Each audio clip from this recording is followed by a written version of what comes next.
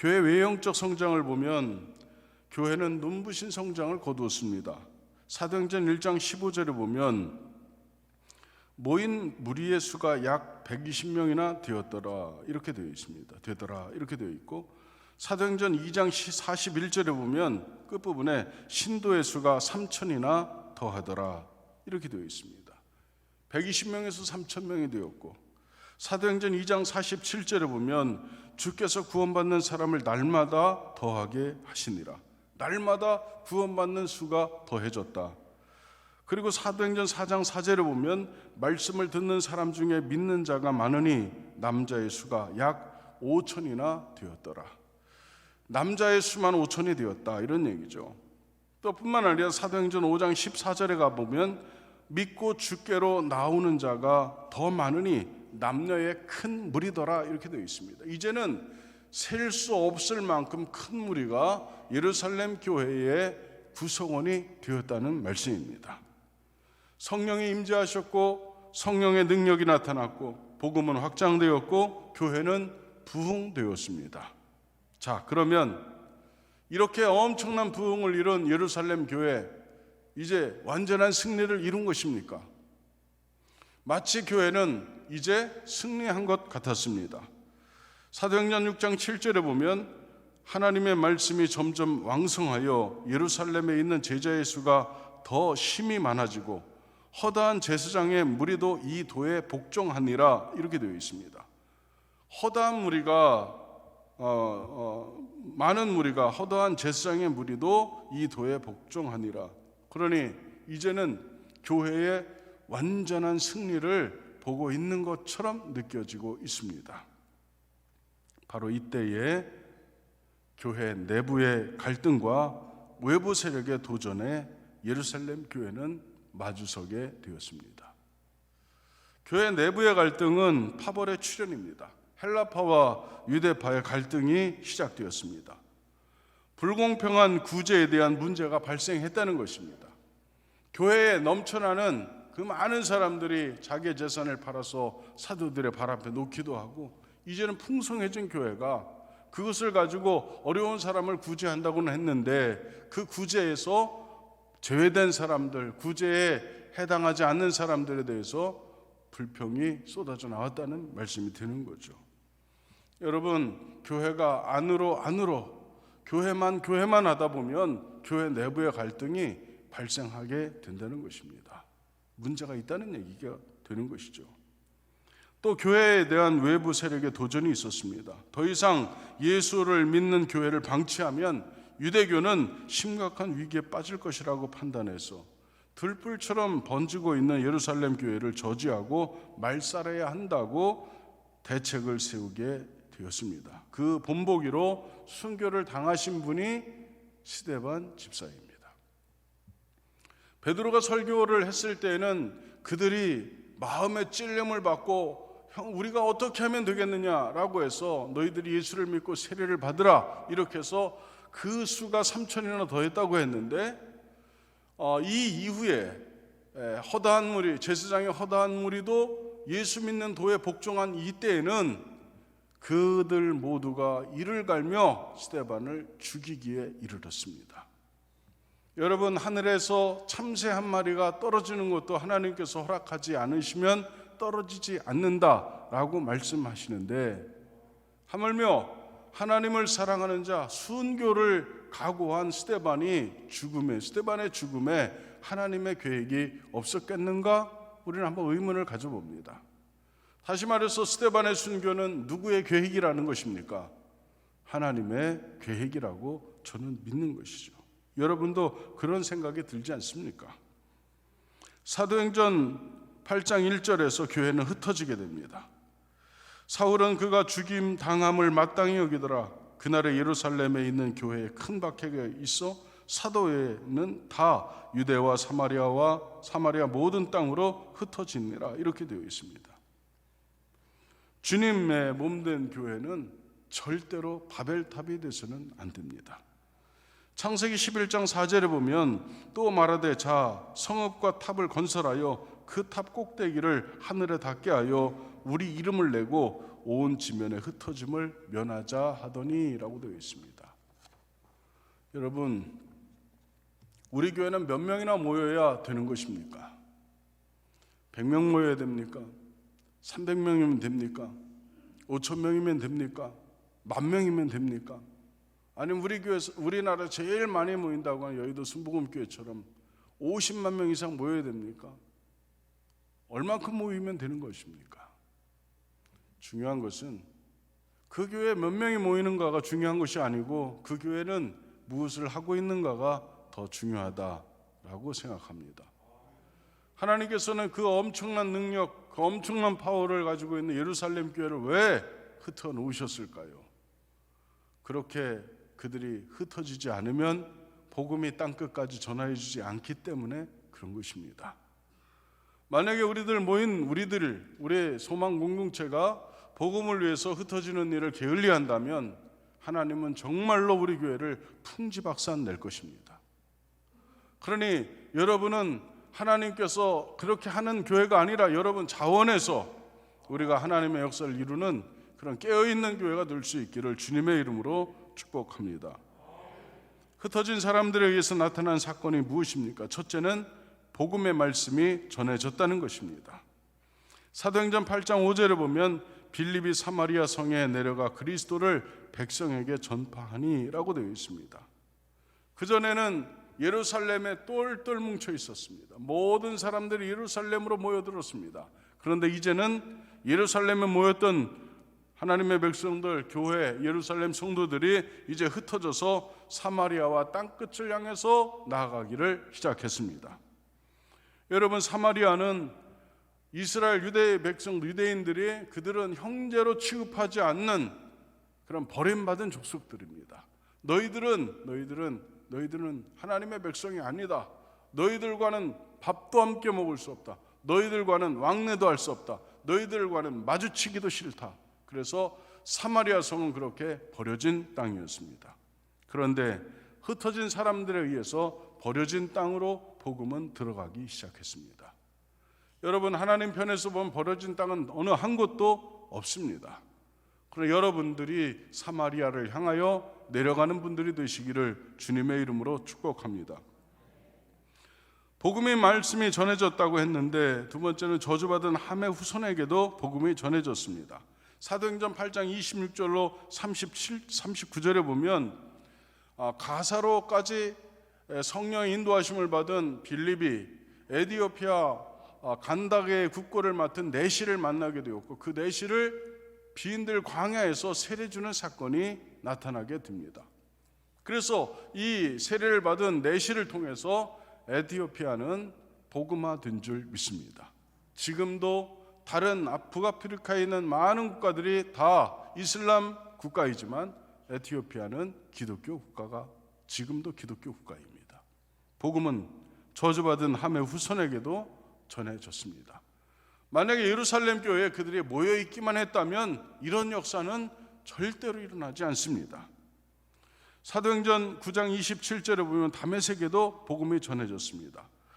끝부분에 보면 주께서 그에게 말씀하신 일과 다메섹에서 그가 어떻게 예수의 이름으로 담대히 말하였는지를 전하니라 이렇게 되어 있습니다. 죽이러 갔던 사울을 통해서 복음이 전해지는 역사가 나타났습니다. 만약에 다메섹으로 믿음의 사람들이 가지 않았다면 사울도 그곳에 가지 않았을 것이고 하나님의 역사도 사울을 만나지 못했을 것입니다. 그런데 하나님은 그곳에도 복음의 역사를 이루시게 되었습니다.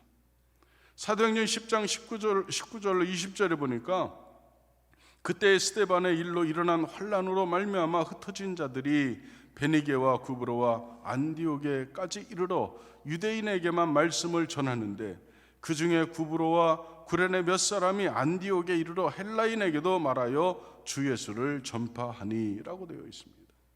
이제는 유대인에게 뿐만 아니라 헬라인에게까지도 복음이 전해지기를 시작했습니다.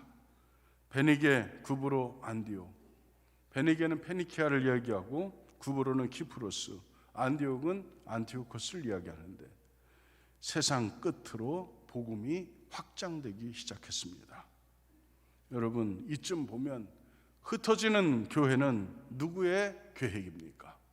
흩어진 교회, 예루살렘에서 흩어진 모든 환난 때문에 흩어졌는데 이것은 하나님의 계획이었다고 저는 믿습니다. 그러나 여러분, 우리의 교회도 이렇게 복음을 가지고 땅끝까지 흩어지는 교회가 될 수 있기를 주님의 이름으로 간절히 바라봅니다. 두 번째는 흩어진 사람들에 의해서 나타난 사건은 회복의 역사가 나타났습니다. 사도행전 8장 7절에 보면 많은 사람에게 붙었던 더러운 귀신들이 크게 소리 지르며 나가고 또 많은 중풍병자와 못 걷는 사람이 나으니라고 되어 있습니다.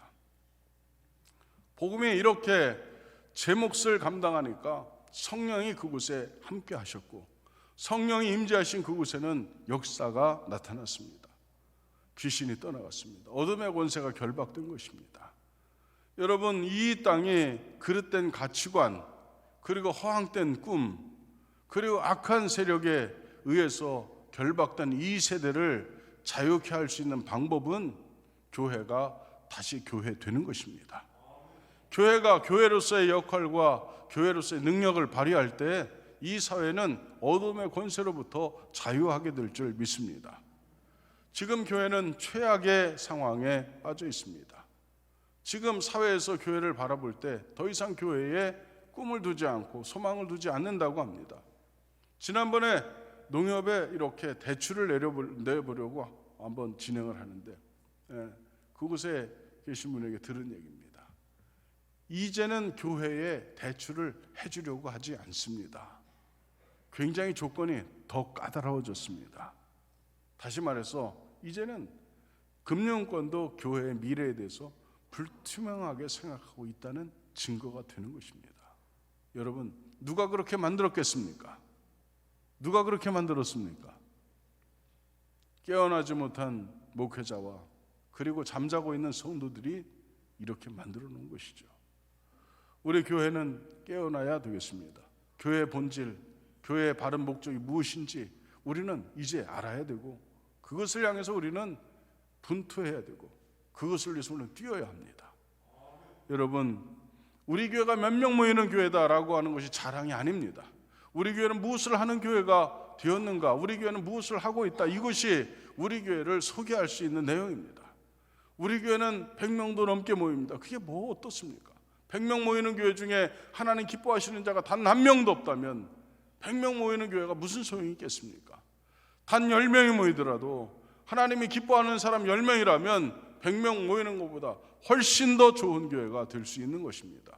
그러니 자고하지 마시고, 여러분, 마음 너무 그렇게 자고하지 말고 우리가 다시 한번 긴장감을 갖고 이 시대를 향해서 다시 한번 깨어날 수 있는 그런 교회가 될 수 있기를 간절히 바랍니다.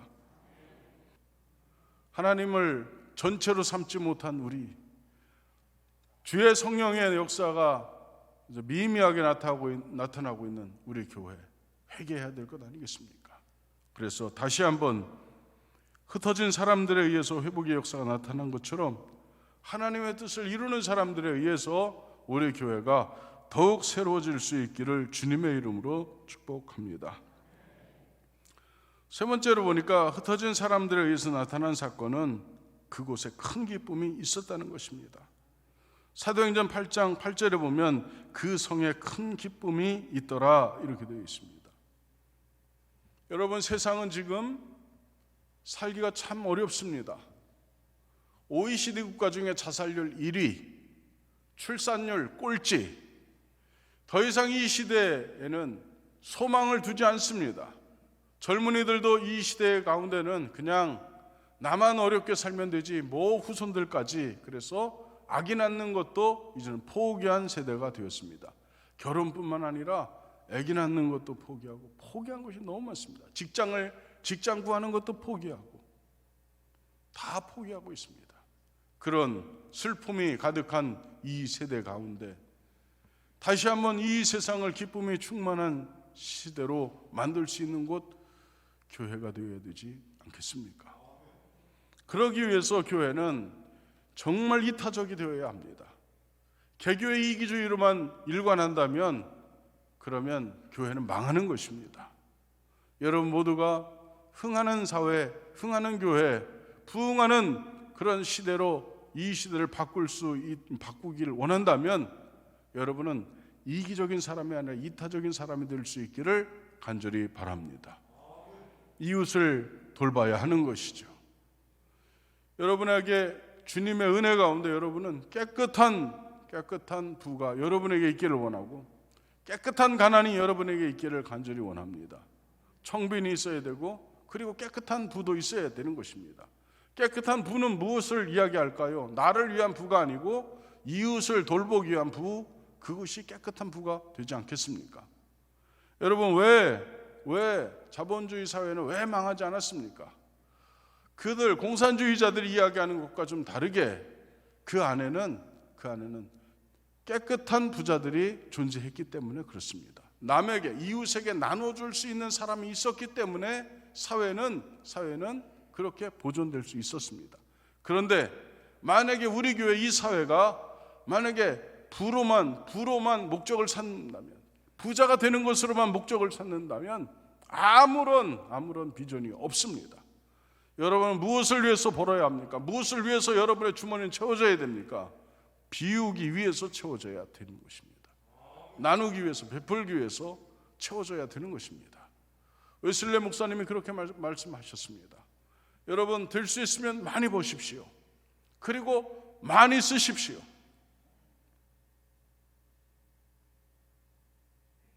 그것이 그의 삶의 모토였습니다. 예를 들면 이렇습니다. 웨슬리 목사님이 우리식으로 말하면 50만 원 벌었을 때 예를 들어서 30만 원은 생활을 위해 쓰고 20만 원은 이웃을 위해 썼습니다. 웨슬리 목사님 100만 원을 벌었을 때 30만 원은 자기 삶을 위해 썼고 70만 원은 이웃을 돕는 데 썼습니다. 웨슬리 목사님이 500만 원을 받았을 때 30만 원은 자기를 위해 썼고 470만 원은 이웃을 위해 썼습니다. 이게 그의 삶입니다. 아무것도 남기지 않는 그의 삶은 정말 하나님께서 칭찬할 만한 삶이었습니다. 여러분은 무엇을 위해 벌어야 하고 무엇을 위해서 해야 합니까? 무엇을 위해 일해야 합니까? 여러분에게도 그런 새로운 가치가 세워질 수 있기를 주님의 이름으로 축복합니다.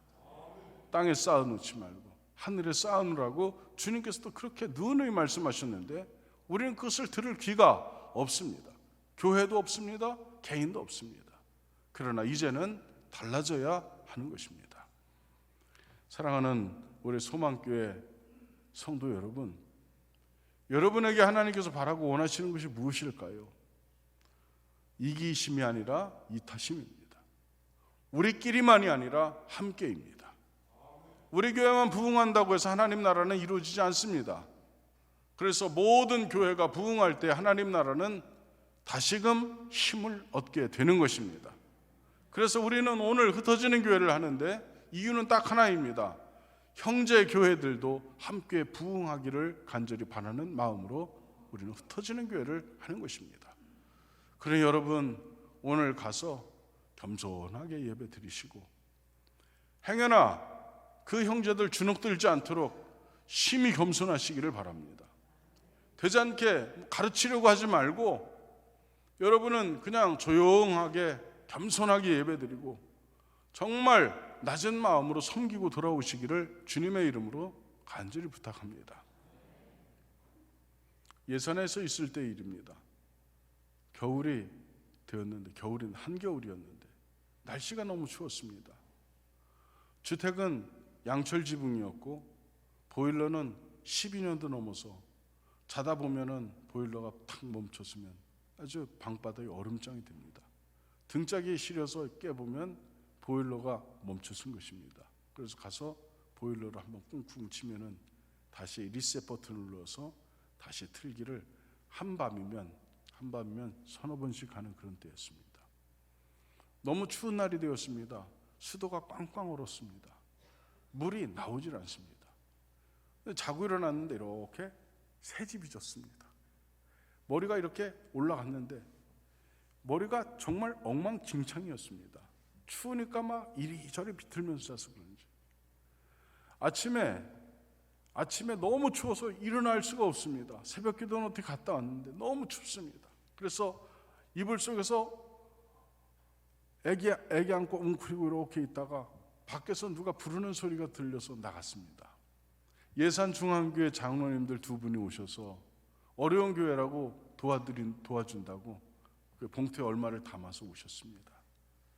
이제 연말이 되고 그러니까 어려운 교회를 돕는 그런 아마 따뜻한 손길이었던 것 같습니다. 그런데 제가 나왔을 때 머리는 막 새집 짓고 난리도 아니고, 그리고 세수도 안 하고, 그러니 그 몰골이 어떻겠습니까? 그러니까 그분들이 아주 한심한 사람을 쳐다보는 것처럼 저를 쳐다보고 그리고 갔습니다. 그때 마음이 좀 많이 서글펐습니다. 저 사람들이 우리 교회가 수도가 꽝꽝 얼어서 물이 한 방울도 나오지 않는다는 걸 알고 있을까? 보일러가 고장이 나서 밤새 추위에 떨은 건 알고 있을까?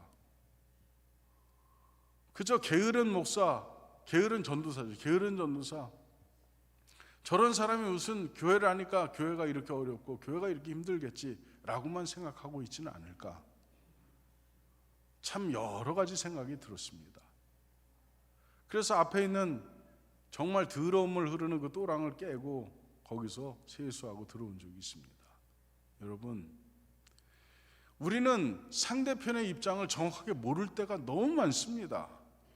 여러분 스스로 판단하려고 하지 않기를 바랍니다. 판단은 하나님이 하시는 것이고 우리는 그저 섬기는 것뿐입니다. 그러니 가서 이러면 된다, 이러면 안 된다, 이래야 된다 라고 하는 어줍잖은 훈수 두지 말고 정말 겸손하게 섬기고 돌아오시기를 주님의 이름으로 부탁합니다. 여러분, 오죽하면 그렇겠습니까? 오죽하면. 그러니 상대편의 마음을 여러분은 이해하지 못한다고 하는 전제를 가지고, 나는 그 사람의 형편을 알지 못한다고 하는 전이해를 가지고 정말 겸손하게 섬기고 돌아오시기를 바랍니다.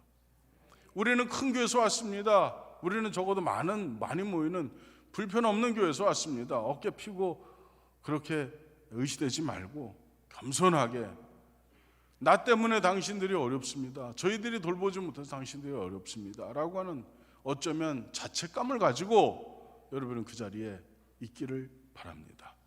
그래서 오늘 우리 교회 섬김은 정말 아름다운 섬김이 될 수 있기를 바라고, 여러분은 그런 하나님의 마음, 주님의 마음으로 사랑을 전하고 온기를 전하고 그리고 소망을 전할 수 있는 그런 진정한 흩어진 교회가 될 수 있기를 주님의 이름으로 부탁합니다. 사랑하는 성도 여러분, 우리 교회는 그냥 우리 교회 한 교회만 우리 교회가 아닙니다. 이 땅에 있는 모든 예수 그리스도를 주라고 고백하는 모든 사람들이 모여있는 모든 교회는 다 우리 교회입니다. 그로서의 공교회를 저는 여러분에게 말씀드리고 싶은 것입니다.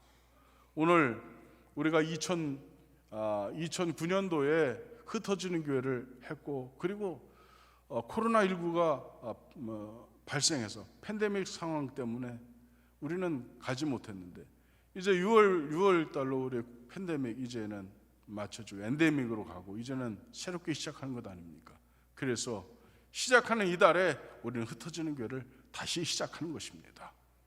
여러분, 교회는 하나님께서 인정하는 교회가 될 때 그 교회는 비로소 아름다운 교회가 있어야 되는 교회, 존재감 있는 교회가 되는 것입니다. 그래, 우리 교회가 그런 교회가 될 수 있기를 주님의 이름으로 간절히 축복합니다.